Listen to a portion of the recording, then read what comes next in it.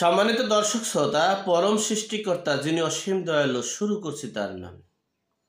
আজকে খুব গুরুত্বপূর্ণ একটা বিষয় নিয়ে আপনাদের সাথে শেয়ার করছি। চীন বাংলাদেশের উপরে যে আক্রমণ চালাচ্ছে, তাতে আমাদের চতুর্মুখী যে আক্রমণ, তাতে আমাদের দেশের অবস্থা খুবই ভয়াবহ দিকে ধাবিত হচ্ছে। আমাদের দেশে গত 17 বছরে আমরা দেখেছি মিডিয়াগুলো সরকারের গোলামিত্ব করেছে, সরকারের তেলবাজি করেছে, সরকারের পক্ষে কথা বলছে। এই সুযোগে সরকারের আমলা কামলা, এমপি মন্ত্রী লুটপাটকারী, দখলবাজি নৈরাজ্য করে দেশের সম্পদকে বিদেশে নিয়ে তারা খুব সুখে শান্তিতে বসবাস করছে। আমরা যারা সাধারণ জনগণ, আমরা যারা খেটে খাওয়া জনগণ, আমরা যারা এই দেশের সংবিধান রক্ষার্থে, দেশের রক্ষার্থে, দেশের গণতন্ত্র রক্ষার্থে, দেশের মুক্তিযুদ্ধ রক্ষার্থে যারা বেঁচে আছি, তারা নির্যাতিত নিপীড়িত হচ্ছি। আর আসল যারা অপরাধী, তারা পার পেয়ে তারা যেভাবেই হোক আনন্দে সুখ শান্তিতে বিলাসী জীবনযাপন করছে। যাই হোক, সেই মিডিয়াগুলো বাংলাদেশের সেই 17 বছরের চেয়েও চরম তেলবাজি হয়ে উঠেছে বর্তমান সরকার ও বর্তমান সরকারের যারা পক্ষপাতিত্ব, বৈষম্য বিরোধী ছাত্র সমন্বয়কারীদের পক্ষে। এখন তাদের পক্ষে তো কথা বলছি, যেটা এই দেশের অকল্যাণ হবে সেটাকে ডিভাইডেড করে কল্যাণের কথা বলে দেশটাকে খুব সুখে শান্তিতে রাখার চেষ্টা করছে। কিন্তু আমাদের দেশটা এখন ধ্বংসের দিকে ধাবিত হচ্ছে, আমরা কেউ সেটা অনুভব করতে পারছি না। আমাদের যে যেখানে আছি সেখান থেকে সচেতনতা সৃষ্টি করতে হবে, আমাদের সঠিক তথ্যগুলো ফুটিয়ে তুলতে হবে। আমরা সবসময় নির্যাতিত নিপীড়িত অসহায় জনগণের পাশে দাঁড়াতে হবে, দেশের কল্যাণে জনগণের কল্যাণে কাজ করতে হবে, সেই প্রত্যাশা করছি সকলের কাছে। আপনারা একটা মাত্র কথা আপনাদের সাথে শেয়ার করছি। চীন আমাদের উপরে এমন আক্রোশ করছে, চীন আমাদের উপরে এমন আক্রমণ করছে, এবং বহির্বিশ্বের চতুর্দিক থেকে যে আমাদের যে আক্রমণ, সে আক্রমণে আমরা ভবিষ্যতে দেশটা কোন দিকে যাবে একমাত্র আল্লাহ পাক রব্বুল আলামিন জানে। ব্রহ্মপুত্র নদীটা, সেই নদীর গতি, সেই নদীর থেকেই আমাদের বাংলাদেশে এসেছে যেটা মেঘনা নদী। সেই ব্রহ্মপুত্র নদীতে চীন তারা বেড়িবাঁধ দেবে, তারা গেট করবে, তারা তাদের মতো করে যখন প্রয়োজন মনে করবে পানি দিয়ে বাংলাদেশকে ধ্বংস করে দেবে, যখন প্রয়োজন মনে করবে না যে পানি না দিয়ে তাদেরকে মরুভূমিতে রাখবে, সেটা সেই দিকে ধাবিত হচ্ছে। আপনারা জানেন মেঘনা নদীর যে মিঠা পানি, এতে আমাদের ফসল হয়, আমাদের ফসলের কাজে আসে, এই বর্ষার মৌসুমে কাজে আসে, শুকনো মৌসুমে কাজে আসে। সেই মেঘনা নদীর যে পানিটা, সেটা যদি আমাদের বন্ধ করে দেওয়া হয়, আর ভারত যদি এদিকে তিস্তা নদীর যে বেড়িবাঁধ, সেখানেও যদি পানি বন্ধ করে দেয়, যেমন ভারত যখনই মন চায় বাংলাদেশে পানি ছেড়ে দিয়ে বাংলাদেশের অঞ্চলের নদীর অঞ্চলগুলো যেমন ডুবিয়ে ছন্ন বিছন্ন করে দেয়, কৃষকদের, শ্রমিকদের জীবনের অনেক জীবনমালের ক্ষতি করে, ঠিক তেমনি চীন তার চেয়েও ভয়াবহ অবস্থান নেওয়ার জন্য বিভিন্ন প্ল্যান পরিকল্পনা করছেন।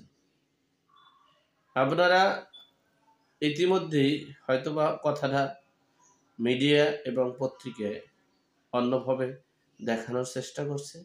সবচেয়ে বড় বিষয় হলো এই যে ব্রহ্মপুত্র নদীতে যদি এই গেট করা হয়, বাদ করা হয়, এই গেটে যে পানি আটকানো হবে তাতে ভারতের তেমন ক্ষতি হচ্ছে না। কারণ এই নদীর সাথে সংযুক্ত হলো আমাদের মেঘনা নদী। সেই মেঘনা নদী ভরপুর হয়ে এরপরে ভারত পাবে। সেই ভারতের সাথে আমরা দেখাচ্ছি যে ভারত ক্ষতিগ্রস্ত হচ্ছে। নো, আমাদের বাংলাদেশের সবচেয়ে বেশি ক্ষতিগ্রস্ত হবে। এই মেঘনা নদীর পানি যদি আমাদের আটকিয়ে দেওয়া হয় তাহলে আমাদের দেশটা মরুভূমিতে রূপান্তরিত হতে যাচ্ছে। এরপরে যখন আমাদের বর্ষা মৌসুম আসবে তখন তো পানি উঠবে, তখন তারা পানি ছেড়ে দিবে, ছেড়ে দিয়ে আমাদেরকে আমাদের নদীমাতৃক অঞ্চলগুলো ধ্বংস করে দেবে। যেমনটি ভারত সুযোগ বুঝে কাজগুলো করে, তার চেয়েও ভয়াবহ কাজ করতেছে এখন চীন বাংলাদেশের প্রতি। অপরদিকে ভারত চীনের সাথে তেমন কোনো সমস্যা হচ্ছে না, তবে চীন এবং ভারত চোখ রাঙানি এবং তাদের মতামতের উপরে তারা ভিত্তি করে তারা তাদের নদীতে আবার বাদ করবে, সেখানে অং সং সং ফং দেবে, বাদ নাম দেবে, সেই অং সং সং ফং বাদ দিয়ে তাদেরকে সেই সাহেস্তা করার চেষ্টা করবে। কিন্তু বাংলাদেশ, আমরা যে বাঙালি, আমরা যে নদীমাতৃক দেশ, আমরা কাদের সাথে করব? আমরা সবাই আমাদেরকে নির্যাতন করবে, আমরা সয়ে যাব।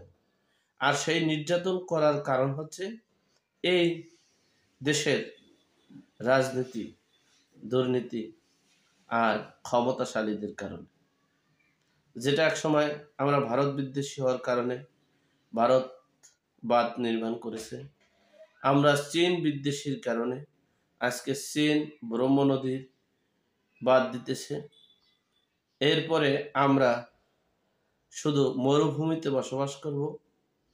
তাদের কাছে তারা যখন প্রয়োজন মনে করবে যে না, এখন বর্ষার মৌসুম, পানি আসছে, আমাদের এলাকা থেকে পানি সরাইতে হবে, তখন ছেড়ে দিবে।